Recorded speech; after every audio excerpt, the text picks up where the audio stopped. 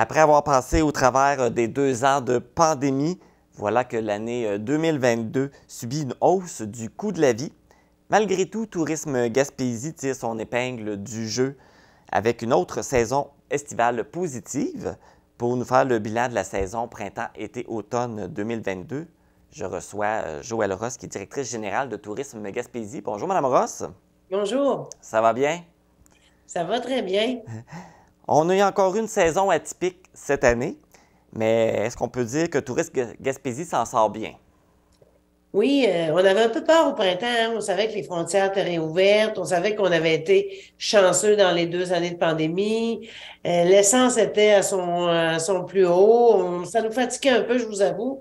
Mais finalement, ça a très bien été. Là, quand on compare de mai à septembre, on est au-dessus de l'année passée, puis on est même au-dessus de 2019, qui était l'année de référence.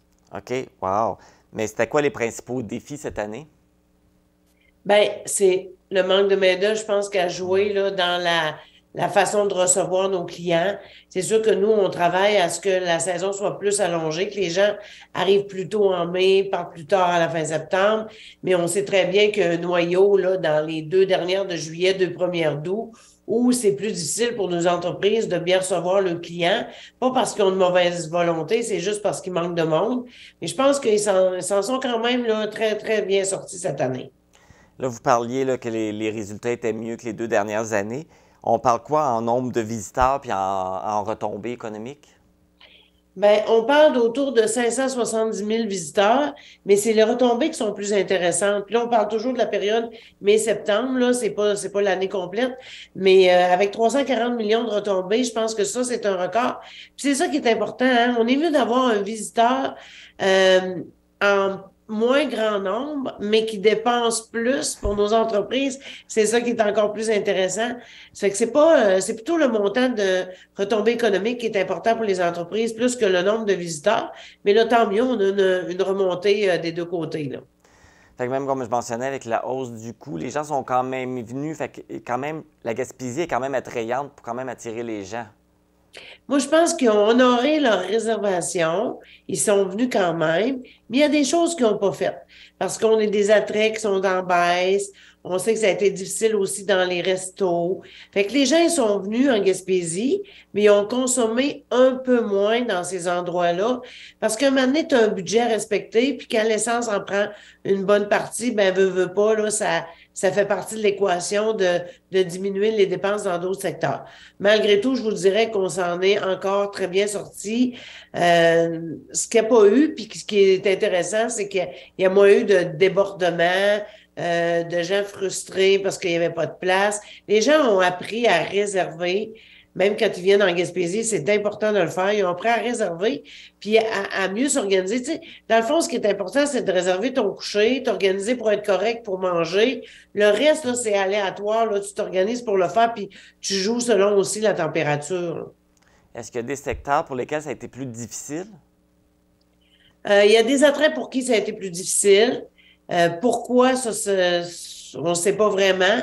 Mais moi, je pense que c'est vraiment dû à une question de budget, là, comme tel. Mais en général, tout ce qui était dehors, plein air, tout ce qui était bord de mer a très, très bien marché, là.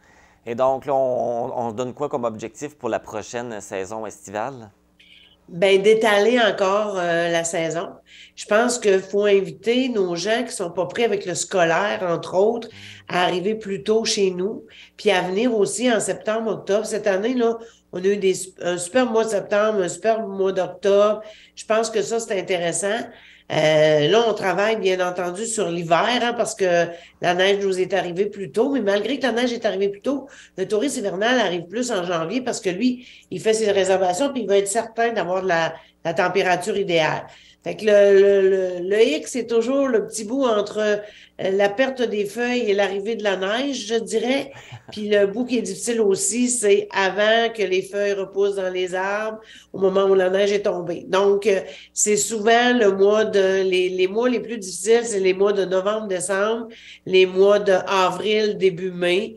Mais à part ça, là, je vous dirais qu'on travaille à l'étalement les autres mois, justement pour que nos entreprises soient capables de les recevoir sur une plus longue période, donc d'avoir moins de difficultés avec le fait qu'il y a moins de monde pour travailler, là. Vu qu'on a quand même eu une belle saison estivale, est-ce qu'on peut s'attendre d'avoir quand même une belle saison hivernale? Comment Mais ça à date, on est s'enligne? bien parti, hein? On a la neige, je pense que Oui. c'est ça qui est le fun.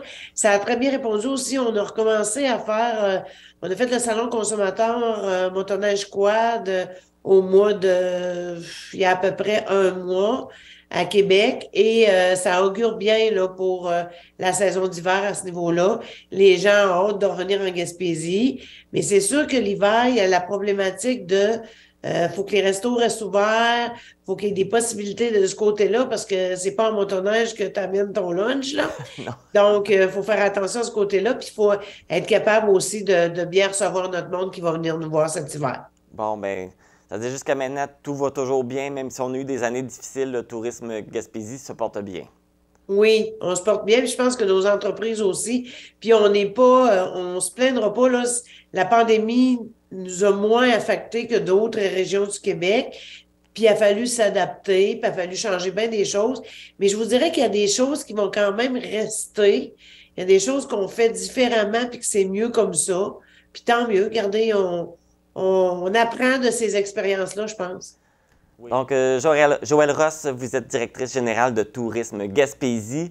Merci beaucoup pour le travail que vous faites pour nous attirer des touristes et travailler à notre essor économique.